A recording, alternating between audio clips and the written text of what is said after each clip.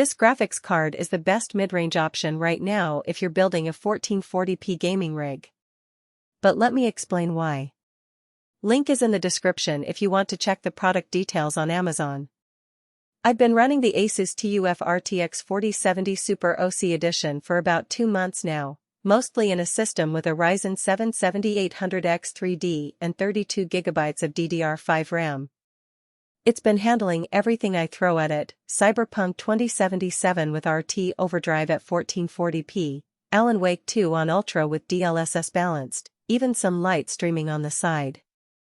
The card stays cool, stays quiet, and doesn't spike my power draw like some previous gen cards used to. That's the real win here, not just raw performance, but stability and efficiency. One of the first things I noticed was how quiet it runs under load. ASUS bumped up the Axial Tech fans and claims 21% more airflow, and honestly, it shows. Even when I'm pushing frame rates in demanding titles, the noise level is barely above ambient. That's huge if you're gaming late at night or sharing a space with others. I also like that the card stays cool enough that I don't need to crank the case fans to compensate, which keeps the whole system quieter overall. DLSS 3 has been a game changer for me. I've tried it in a few titles now, and the performance uplift is noticeable without a huge visual trade-off. In titles like Starfield or Fortnite, I can push higher settings and still hit 140+ FPS with DLSS set to balanced. That's the kind of headroom that makes a real difference in competitive or fast-paced games.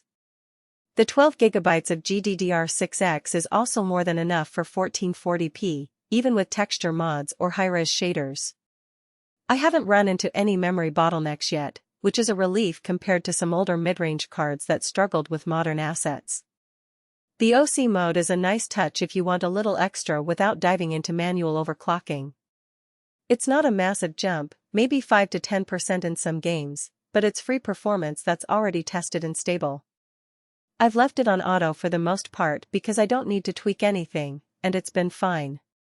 The card also has a solid metal backplate, which adds durability and helps with heat dissipation.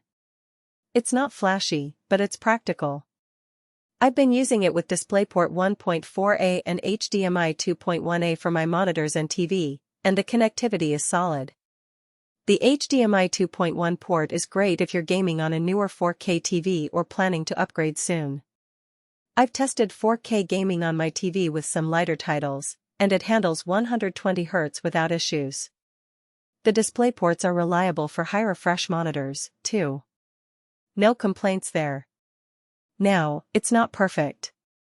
The card is a bit long, about 11 inches, so make sure your case has enough clearance. I've seen some builds where it barely fits, especially with thick radiators or extra fans. Also, while the power draw is better than some older cards, it still pulls around 220 to 250 watts under full load. If you're running a lower wattage PSU, you might need to upgrade that too. It's not a deal breaker, but it's something to keep in mind. The price is another consideration. The RTX 4070 Super isn't cheap, it's closer to high-end territory, but it's justified if you're targeting 1440p gaming with ray tracing and DLSS. If you're still on a GTX 10 series or older, this is a massive upgrade.